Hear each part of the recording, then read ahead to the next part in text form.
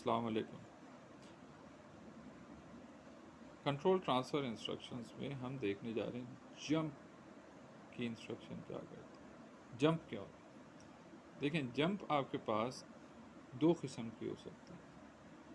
Number one ना, jump को तो हम जो सिंबल यूज़ करते हैं असेंबली लैंग्वेज में, JMP का सिंबल यूज़ करते हैं जंप के लिए। JMP जंप जो है वो तीन किस्म की हो सकती है। एक तो शॉर्ट,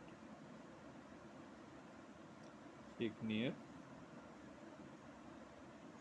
और एक फार।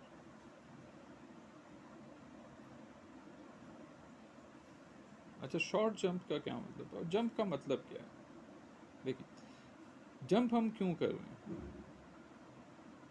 जंप हम इसलिए कर रहे हैं कि हम एक प्रोग्राम की लोकेशन से, प्रोग्राम में एक इंस्ट्रक्शन लिखी है लाइन नंबर 2 पे, मैं बाकी इंस्ट्रक्शंस को फॉर सम रीज़न स्किप करना चाहता हूँ और मैं लाइन नंबर 10 पे आना चाहता हूँ, तो मुझे क्या करना पड़ेगा? जंप फॉरवर्ड करना पड़ेगा।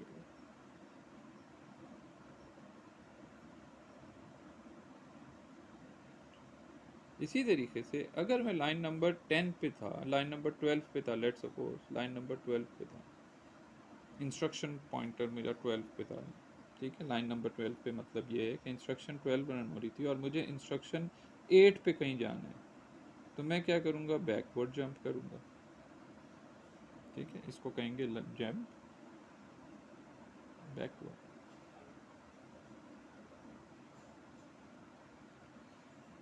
अच्छा, अब ये जंप फॉरवर्ड जंप बैकवर्ड कौन बताएगा और जंप किस तरह से होता है? तो इसकी एग्जांपल हम लेते हैं यूजिंग शॉर्ट जंप। ठीक है, शॉर्ट जंप में आपके पास जंप की बतानी भी है ना कि जंप कहाँ करनी है, तो जंप का लेबल भी हमें चाहिए। तो जंप का एक ऑपरेंड होता है जिसको हम कहते हैं, ये मैं जंप लिख रहा हूँ, JMP।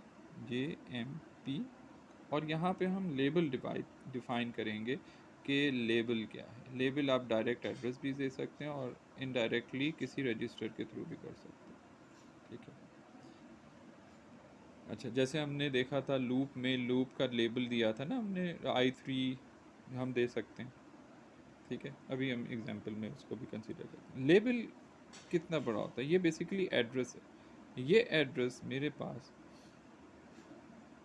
एक बाइट का भी हो सकता है और एक वर्ड का भी हो सकता है। ऑफसेट बेसिकली कंप्लीटली वर्ड का होता है ना, 16 बिट का। तो अगर ये एड्रेस 8 बिट का है, यानी एक बाइट का, तो इसका मतलब है इस बाइट, इस 8 बिट्स में मेरे पास 256 लोकेशंस जो हैं वो आ जाएंगी, अगर लेबल 8 बिट का है। अगर लेबल 16 बिट का है तो मेरे पास कितनी लोकेशन आएंगी?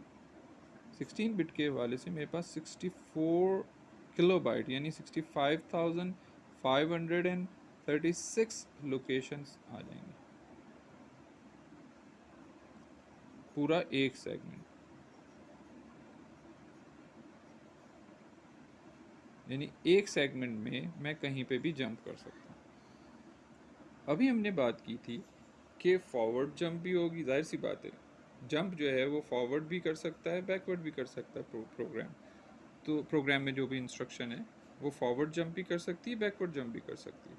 तो हम अगर इसकी मिसाल लें, 256 बाइट्स में 256 लोकेशन हैं, तो जहाँ पे इंस्ट्रक्शन जंप की कॉल हुई है, यानी जंप की इंस्ट्रक्शन जहाँ लिखी है, उससे 128 फॉरवर्ड ये जंप कर सकता है और 128 बैकवर्ड जंप कर सकता है।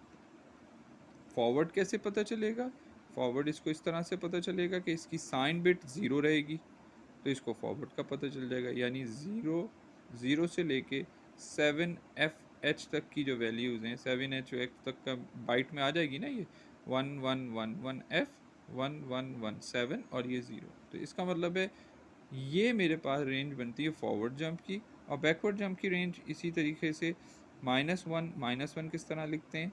1111FF, ये -1 लिखा हुआ, और कहाँ तक जाएगा? 128, -128 तक। -128 कैसे लिखा है? 1 0 0 0 0 0 0 0, ठीक है। ये -120 यानी 8 0 से लेके FF तक, ऐसे ही ना 8 0 आगे आ जाए, इसके बाद 8 0 आएगा तो 8 0 से लेकर FFF तक की रेंज मेरे पास बैकवर्ड जंप के लिए। अस्सलाम वालेकुम।